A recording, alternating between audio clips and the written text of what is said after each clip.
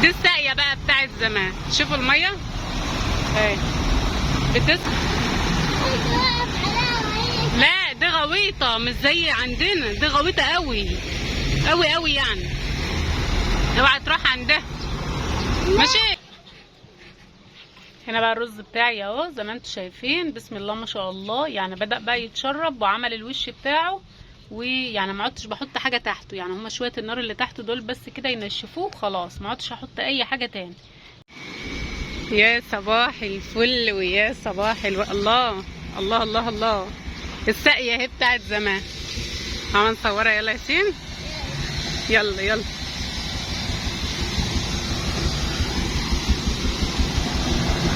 ما شاء الله.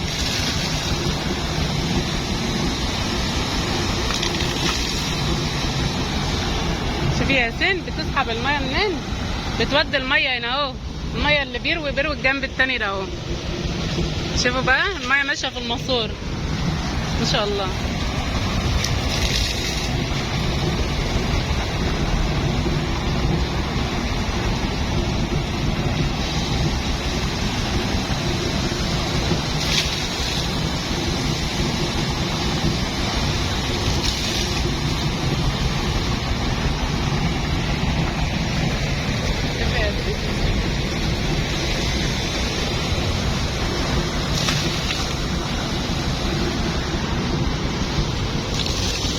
والله بتطلع احسن من المكنه صح؟ بتطلع احسن من المكنه يا ياسين. شغاله على موتور. الميه جايه هنا اهو. شوفوا ماشيه اهي الميه ماشيه اهي اهي. خد تعالى ياسين تعالى تعالى.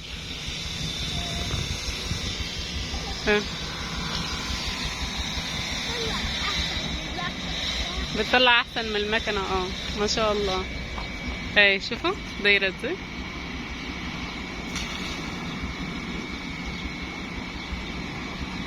السلام عليكم ورحمه الله وبركاته حبايبي في كل مكان. يا رب كده يجعل ايامكم كلها سعاده. وشوفوا الجو الجميل ده. من بقى عاوز يجي يقعد مع لبنى في الجو الجميل ده؟ ما شاء الله. الساقيه شغاله والميه موجوده والدنيا هس هس زي ما انتم شايفين كده، خضره وزرع ووجه حسن باذن الله.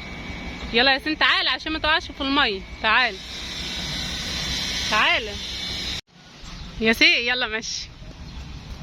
نخل وقمها. يلا يلا هنا كل دير ميه اهو، بس احنا صايمين. انت عطشان؟ انت عطشان يا ياسين؟ احنا لفينا للساقيه اهو. بتطلع ميه. عد ما اصورك قدام. اقف بقى ياسين. ايه العسل ده؟ ايه العسل ده يا سوس؟ ها شوف شوف الساقيه على فكره الحته دي بتكون غويطه اهي. لا تقولوا مكن بقى ولا الكلام اللي الناس بتشكل عليه ده. ايه رايكم؟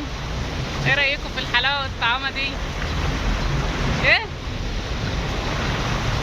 ايه رايك يا ياسين؟ ياسين بص كده بص. ايه رايك؟ ايه رايك بقى في الجو الجميل ده؟ طبعا علشان انا لوحدي اهو.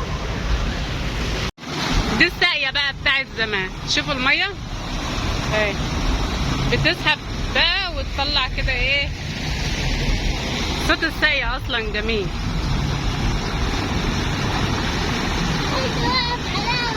لا دي غويطه مش زي عندنا، دي غويطه قوي قوي قوي يعني. اوعى تروح عندها ماشي. لا اوعى تروح عندها. اوه تعالى بس عشان ما تقعش فيه. تعال ماشي. يلا تعال يلا نمشي. بيموت ونفسه حاجه، نفسه في حاجه اهو. الساقيه معاكم اهي شغاله، واحنا هنا بصوا وسط الزرع والخضره الدنيا جميله جميله جميله. تعالوا عيشوا معانا بقى الاجواء اللي احنا عايشينها دي. ما شاء الله اللهم بارك يا رب. انا هنا لوحدي مفيش حد معايا، انا وابو زياد بس. ابو زياد بيجيب بقى حاجات انت ما انتش صايم؟ اه.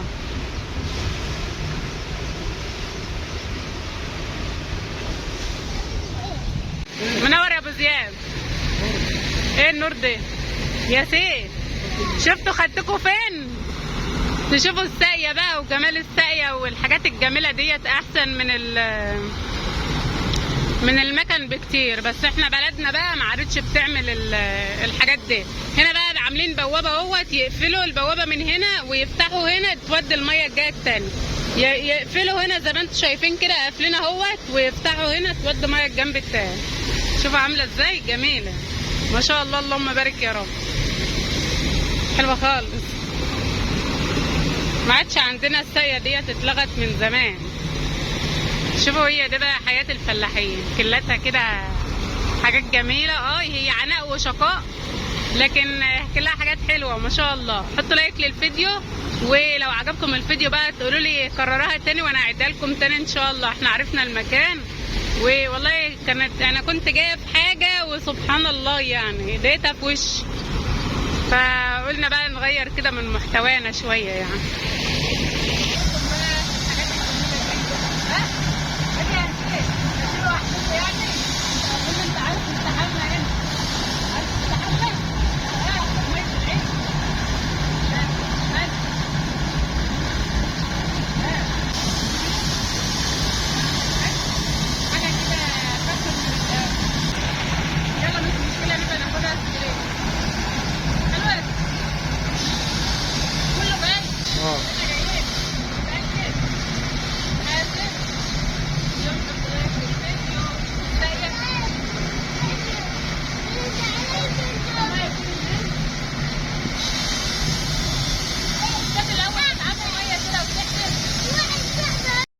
السلام عليكم ورحمة الله وبركاته. صباح الفل، صباح الهنا، صباح الياسمين عليكم حبايبي في كل مكان كده. النهاردة بقى خرجنا خروجة كده، بصوا هي تغيير كده كراحة نفسية بصراحة. صوت الساقية والصوت كده المية وهي نازلة مرضتش اسجل لكم عليه، وقلت اسيبه بقى كده ايه تسمعوه معايا، يعني تحسوا بقلب صافي براحة نفسية. روحت البيت بقى، احنا كنا يوم ايه، يوم السبت يعني يا جماعة. فروحت لقيت الاء بنتي مجهزة بقى حاجة الفطار، غسلالي الرز اهوت علشان هنعمل شوية رز كده في الفرن. يومنا كله بادئ فلاحي فلاحي فلاحي وتحدي يا جماعة. هنا بقى عندنا لبن، دي لبن بقر مش لبن جاموس ولا حاجة. اللبن اللي عندك ومتاح اعمل ايه. كان عمر ابني طالب مني كده من فترة، يعني كل شوية بقى بصراحة عمر ابني لو عملت له رز معمر ده كل يوم عايزه، فيعني قلت بقى اعمله له كده، لان هما اليومين دول شغالين ربنا يعينهم يا رب. وكمان احنا في الصيام، يعني والله يعني انا بسجل الفيديو وهم في الغد دلوقتي بيقلعوا بطاطس مع الانفار وكده. ربنا يرزقهم ويرزقنا جميعا يا رب. الحمد لله على كل حال. هنا بقى زي ما انتم شايفين كده ايه، الرز بتاعي كان مغسول ومنقوع، وكانت الاء مقشره البطاطس ومخرطاه. التخريط بتاع الاء بنت غريب عجيب كده، كله مش زي بعضه، الايديها مش ميزان. وكانت برضو غاسله البيض وحطله بقى شويه ملح كده في السليق. وهنا بقى انا حطيت ايه، حطيت معلقه صغيره من السكر، وكمان حطيت الملح بتاعي على حسب الرغبه. وهوب واديله بقى، ولعنا على البيض ولعنا على البطاطس يتسلقوا. وانا بقى خدت بعض وطلعت ايه اولع الفرن كده زي ما انتم شايفين. اليوم كله بقول لكم، اليوم كله بادئ كله كده خير، كله خير وبركه كده وحب وتفاؤل، ويوم كله نشاط، ويوم كله ما شاء الله اللهم بارك يا رب. تحسي كده براحه نفسيه. يعني ساقية كده وأجواء زمان وعيشة زمان. يا ريت الساقية دي كانت فضلت هنا في بلدنا، اللي هي المجاميع ديت بيكون المدار يعني الجزء كله مشترك فيها، ما يكونش حد له حاجة خاصة بنفسه يعني. أحسن من المكن اللي الناس عمالة تشاكل وتقطع في بعضها عليه. يعني الحمد لله على كل حال يا جماعة. هنا بقى حطيت اللبن بتاعي، يعني أنا صفيت المية منه تحت وحطيت الملح والسكر، وقلت بقى ايه احط اللبن بتاع الفرن بتاعي حمي اهوت، وبسم الله ما شاء الله زي الفل. احنا كنا دلوقتي بعد العصر على طول، يعني اللي تحب تعمل بقى رز معمر وهتعمل حاجات تانية جنبها تحمرها، تحط الرز وتسيبه يتردد وتنزل تكمل بقية الحاجات بتاعتها. لان التحمير طبعا بتبقى عايزة اللي انت تبقى واقفة جنب الحاجة، مش شوية بقى رز وبطاطس في الفرن ولا الكلام ده كله. احنا كل مرة بنعمل بطاطس في الفرن مع مع الرز المعمر ده. يعني في ناس بقى بتحب تعمل معاه فراخ مشوية وبطاطس في الفرن، اعملي يعني اللي انت حابة تعمليه. الاكل ده بيكون اذواق يا جماعة، ما بيكونش يعني ايه يعني كل واحد بياكل اللي يعني الحاجة اللي هو يعني بيحبه ياكلها وبيحبها. هنا بقى الرز بتاعي كنت في البداية خالص أول لما حطيته في الفرن غطيتيه ليه يا لبنى، لأن الفرن كان لسه حامي شوية وخفت يعمل الوش بدري، والوش بقى ايه اللي هو الوش الأحمر اللي انتوا شايفينه ده يتلهف ويتحرق ويبقى كده ايه مش حلو. فأنا بغطي عليه كده شوية لحد لما اللبن بتاعي يبدأ يفور والنار بتاعة الفرن تهدى، فيكون ايه زي ما انتوا شايفين كده تطلع النتيجة حلوة، خصوصا ان انا اصلا مولعة من تحت كده هادي. يعني انا مش بقيت بقى شعلة ولا حاجة، غير الوحين بألوحين كده او قوالح بقوالح اللي هو بتاع الذرة، علشان يكون ايه يعني ما يفورش معايا بسرعة. وفي نفس الوقت انا دايما لما بعمل الرز المعمر بتاعي بحطه في الحوض واسع وما بملهوش قوي، علشان لما يفور ما يفورش اللبن مني على على العارصة بتاعة الفرن، والتقى بقى اللبن اتحروق مني والريحة بقى طلعت للجيران ولبنى ولعت في الصينية بتاعتي. فلا هو كده الصح، وان انت تحط الحاجة بالمقدار بتاعها المظبوط، لما تغلي والله يجرى لها اي حاجة ما توقعش على البوتاجاز ولا كمان توقع على اي حاجة. هنا بقى بقول للخشبة دي كفاية عليكي كده، انا خلاص ما عدتش عاوزة نار تحتها. هاخد ايه بقى كده ايه، هاخدها هطفيها اهو. طفيتها بقى كده طلعتها بره وطفيتها بمية، وقلت بقى نستخدمها مرة تانية. امال يعني على حبة الرز هنخلص الخشبة دي كلها. شوف الفرن بتاعي عامل ازاي، يا سلام، عايز شوية كحك يستووا كده على الهادي، حاجة كده واحدة واحدة، ما شاء الله اللهم بارك يا رب. كمان بقى ايه يعني بصوا، إيه الرز بتاعي كده خلاص بدأ هو ينشف، يعني فاضل شوية كده يتشرب، إيه حبة بسيطين. يعني انا مش هحط اي حاجة خالص، يعني هو مجرد بس لما يعمل كده وتحس بقى ان الرز بتاعك اصلا ما عادش فيه لبن كتير، يعني خلاص بقى هو كده دخل على مرحلة النضج اللي هو السوى يعني. وفي نفس الوقت كنا سلقنا البطاطس تحته وعملنا البيض. وهننزل بقى كده بعد ما هخلص الخطوة اللي جاية ديت وهغطي على الرز بتاعي. هنا بقى طلعت الرز المعمر بتاعي، على فكرة شوف هو قابب خالص بسم الله ما شاء الله.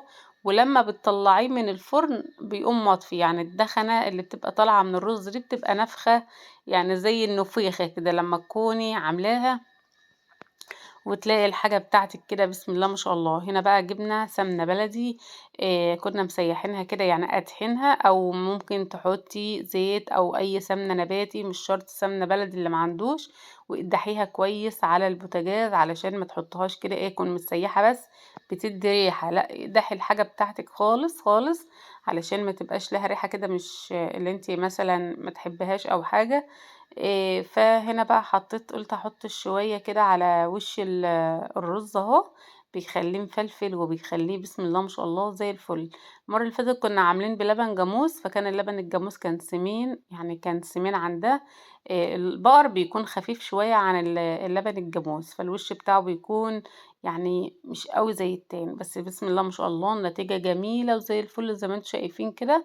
اهم حاجة السمانة بتاعة اللبن. غطيت عليه ونزلت بقى كده على طول نقلي بقى البطاطس بتاعتنا، وكمان نقشر البيض. البيض يا جماعة، البيض يعني البيض دوت بالصم. قلنا بقى نغير كده ونعمل لهم بيض مدحرج، ونعمل لهم بقى شوية بطاطس كده زي الفل. من زمان اصلا ما حمرناش بطاطس ولا الكلام ده كله، ليه خايفين على الزيت. خايفين على الزيت يا جماعة والله. الاء بنتي دايما تقول لي انا عايزة اكل بتنجان مقلي. يعني بصي الاء بنتي ديت يعني الناس تبقى عايزة تاكل لحمة، عايزة تاكل فراخ، عايزة تاكل حاجات من دي. ياسين ابن جه هفتح له واجيلكم.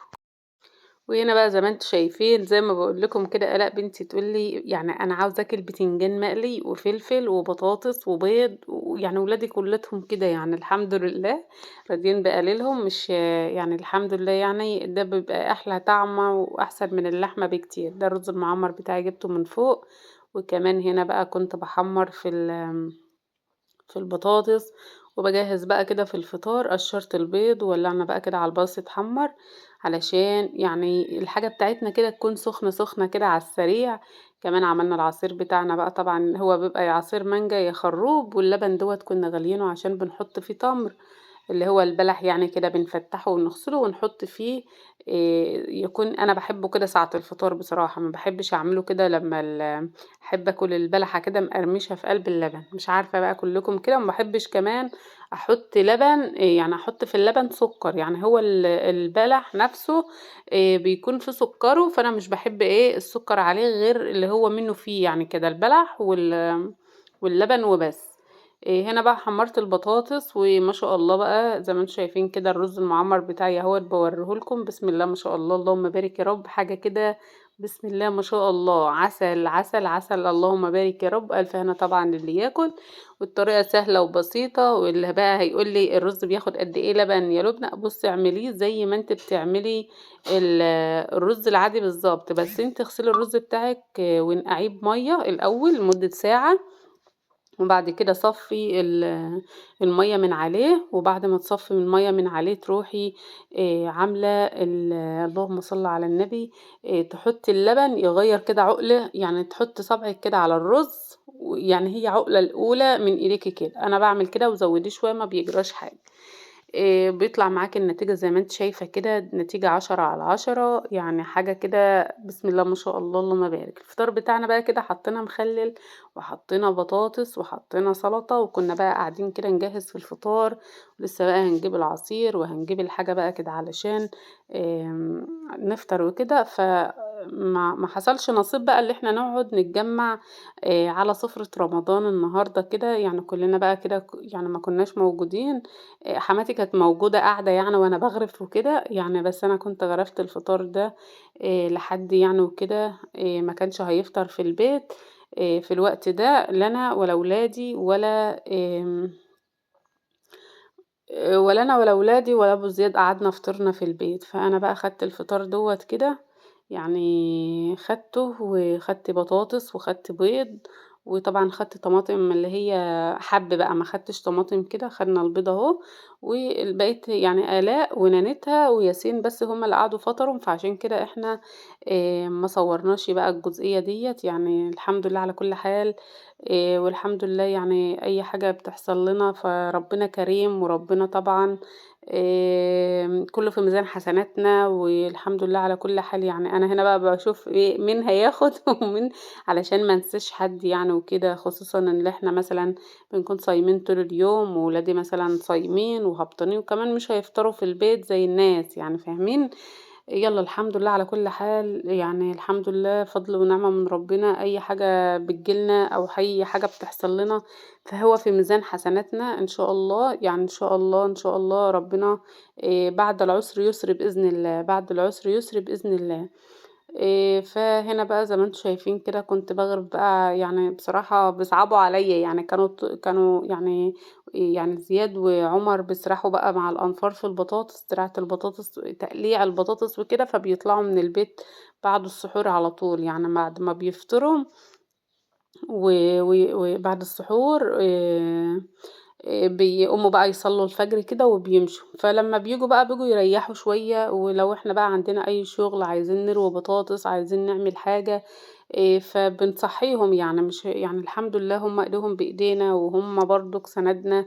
وربنا يا رب يخليهم لنا ويبارك لنا فيهم واحفظنا. وادعوا لنا ادعوا لنا ان ربنا يفك كربنا ويفك الازمة والمحنة اللي قلوبنا دايما فيها ديت على خير. الحمد لله الحمد لله فضل ونعمة يا رب، راضية باسمتك وراضية بنصيبك وراضية بقضائك وراضية بكل شيء. ادعوا لنا في الشهر الكريم دوت ان ربنا يمكن يتقبل منكم صالح الدعاء. افطر يا عم اللي كان نفسك فيه كان نفسك في الأكلة دي. كول يلا خلاص اهو خلاص.